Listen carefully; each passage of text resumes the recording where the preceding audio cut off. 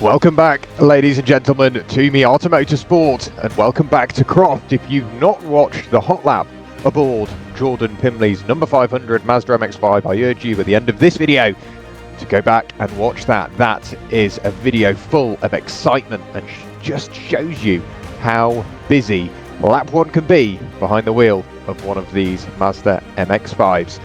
In the meantime, we have got a full race replay for you here. 16 minutes of wheel-to-wheel Mazda MX-5 action. We're sat here on the grid at Croft for race number 2 of the day for the Clapham North Mazda MX-5 Clubman Championship. Once again, riding on board with the number 500 machine of Jordan Pimley, pointing the car towards the middle of the road. The red lights are on. As soon as the red lights go out, it's a brilliant start. Jumps between the two cars on the row in front and then makes quick work of the next row over to the very right, back over to the very left, up and against the pit exit wall, and now finds a little bit of road to drive into and pick up yet more cars before we even arrive at Clervaux of turn 1. Avoid the gravel on the outside, then dives to the inside as we go through the long right-hander at Hawthorne Bend. The car off on the left, so another position made, and Jordan really busy on the controls, trying to keep the car in a straight line. Cold front tyres induce a bit of understeer, wanders him out towards the curb, but he keeps his foot flat, gets some brilliant momentum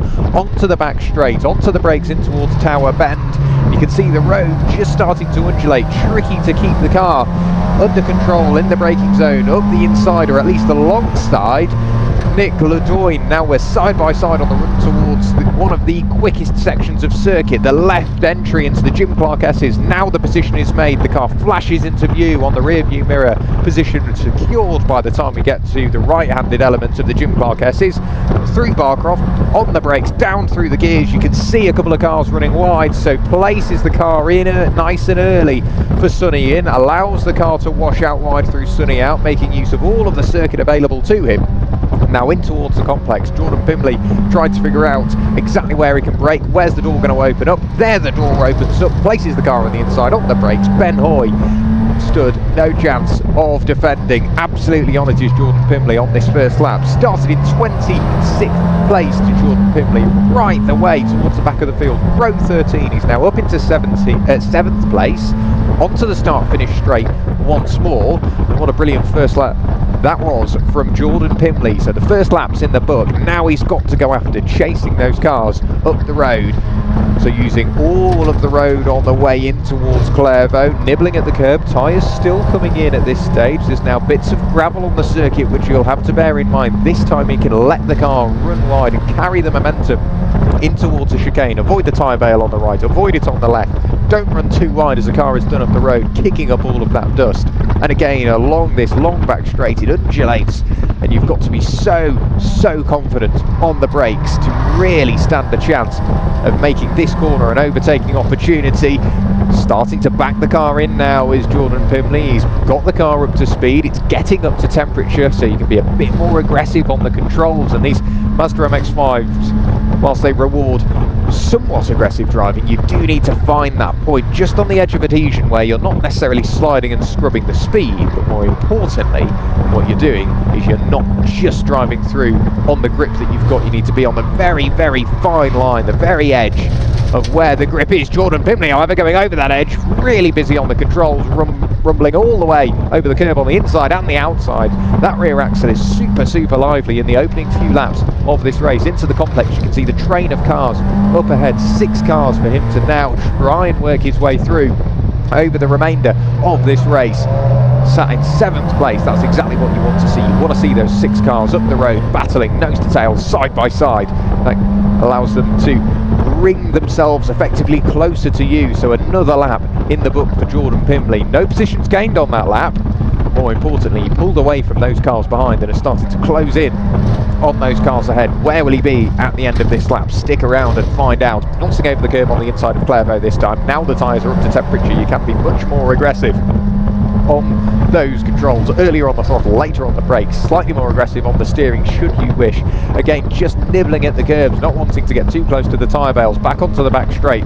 Cars up the road have started to fan out. You can't afford to be too patient, you've got to be on it, because as soon as you start to see a pack form, that's when they really start to speed up. But Jordan Pimley, so late on the brakes, dives up the inside of Matt Flowers in the number 22 machine.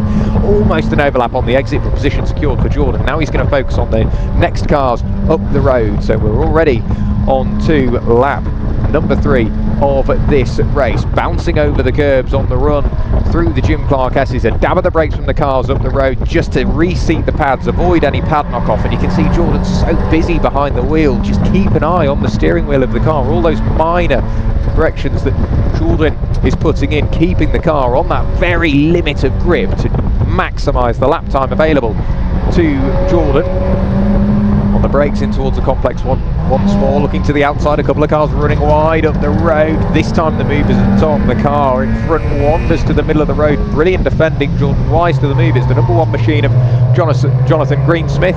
Late on the brakes, looks all the way around the outside. The cutback is not quite there on that occasion, or is it? We're going to be side by side as we head towards the start finish line. A look in the mirror from Jonathan Greensmith on his right hand side. Over the line, he crossed the line in what was effectively 6th place. But by the end of this lap, where can he be? 4 cars up the road, so 5th by the time we arrive at the braking zone on the run in towards turn 1. And you can see those cars up the road are just starting to fan out more and more. They're no longer exactly nose to tail. There's 1 or 2 car lengths between each car inside that top 4.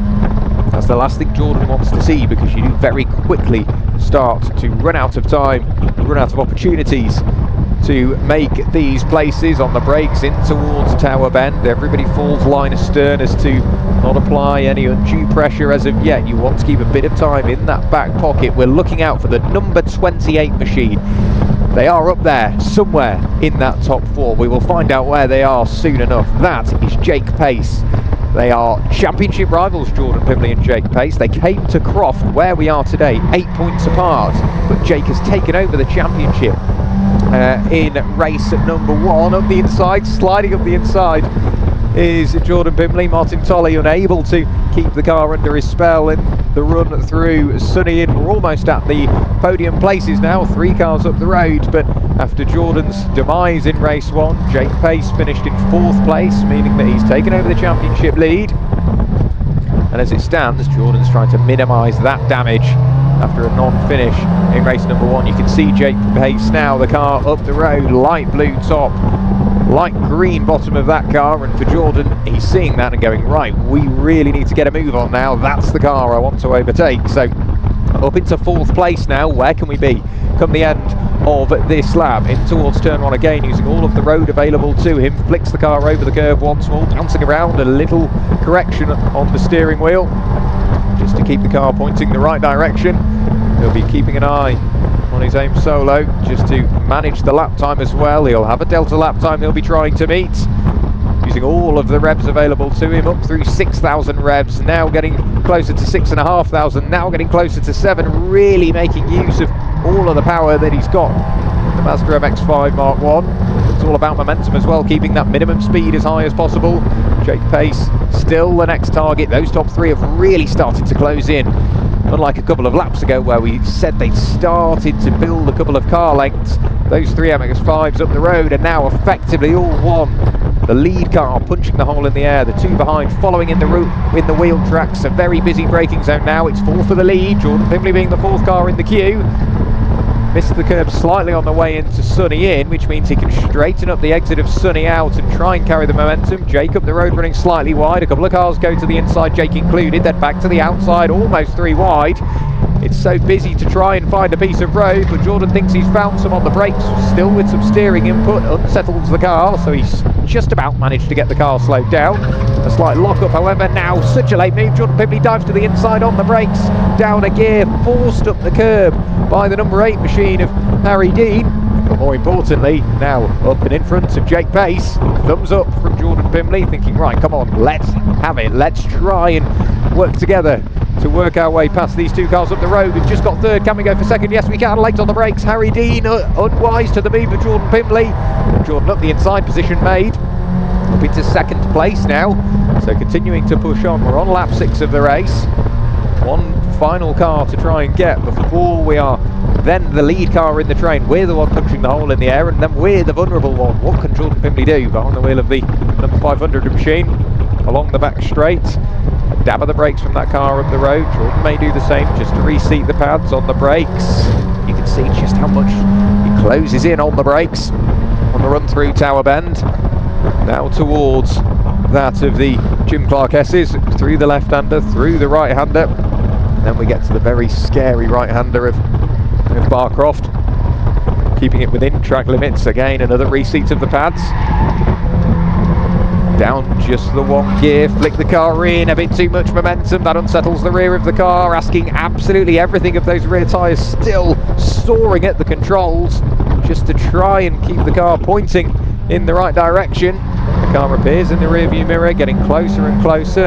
A slightly tighter line on the run towards the complex for Jordan Pimley. Now the door opens up on the inside, late on the brakes, urge towards the grass, bounces up the curve, bounces up the grass, now left vulnerable to the inside. Jack Worry really aggressive on the defence just to try and keep Jordan Pimley behind. Back around the outside goes Harry Dean to try and retake the lead. They're still side by side on the exit. You can still see Jake Pace appearing in the rearview mirror as well. We're going to be side by side as we head towards the start finish line. It's Harry Dean on what will be the inside, Jordan Pimley on the outside. Jordan's desperate to try and get some sort of help from Jack Worry, but Jack now flicks in behind. There's contact between the two cars behind. They remain as they were. However, Jordan Pimley now, more importantly, into the lead, still working away the controls. Some lap traffic to try and deal with as well. We lost a couple on the opening lap of the race, meaning that they've fallen away, and Jordan's got to deal with that and do so surgically as to minimise any time lost. The blue flag and the blue LED board indicating to that back marker that Jordan is on his way.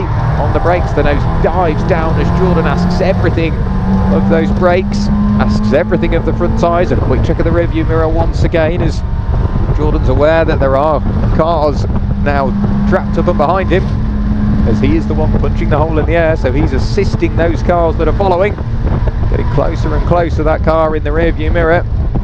In this case, that is going to be Jack Worry, not that far away at all, into Sunny Inn. Again, you can see the car bouncing around, and Jordan managing to keep the car under his spell, at least on the way in. On the way out, just a slight flick of oversteer to control, constantly on that rearview mirror just to check that Jack isn't going to go for a late lunge up the inside or a late braking attempt around the outside through the complex one more before we dive on the brakes in towards the hairpin, the slowest corner in the UK. On the throttle nice and early. Let's talk you through a lap. So up into what is third gear, we'll be grabbing fourth just as we head towards the line. Over the start finish line we go into fourth gear. I don't quite think we'll make it to fifth as we hit the brakes in towards Clairvaux. On the brakes, down one, in towards Clairvaux. Use the inside of the curb to hook you in. It unsettles the car, but on the brakes once more now as we head into Hawthorne Bend. On the throttle, get the car nice and balanced on the steering wheel. Through the chicane, now up for fourth gear once more.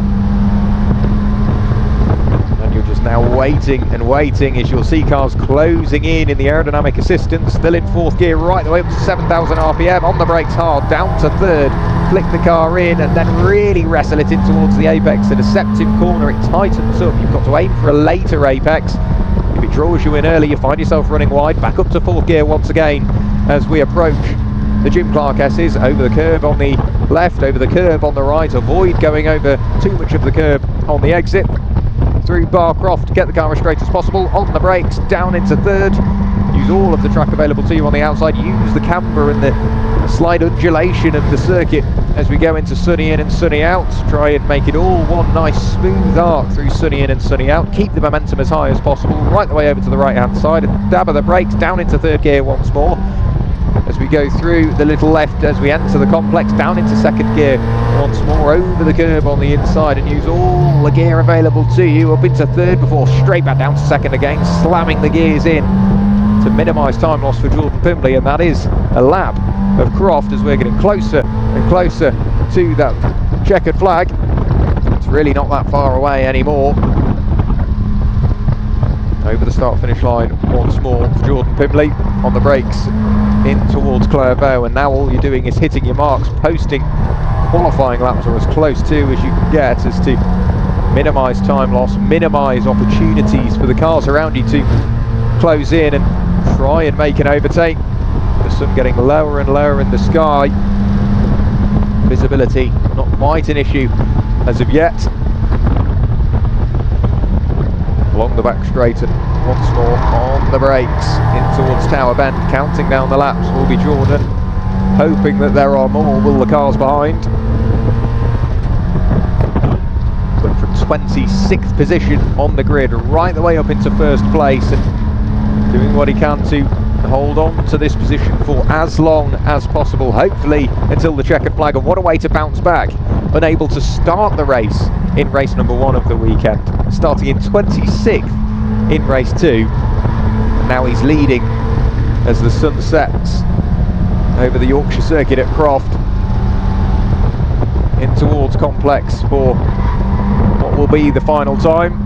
Down through the gears into third, a big flick of oversteer, down into second once more. Heel and tail as to again just make sure that those downshifts are nice and smooth. Up into third very briefly, down into second.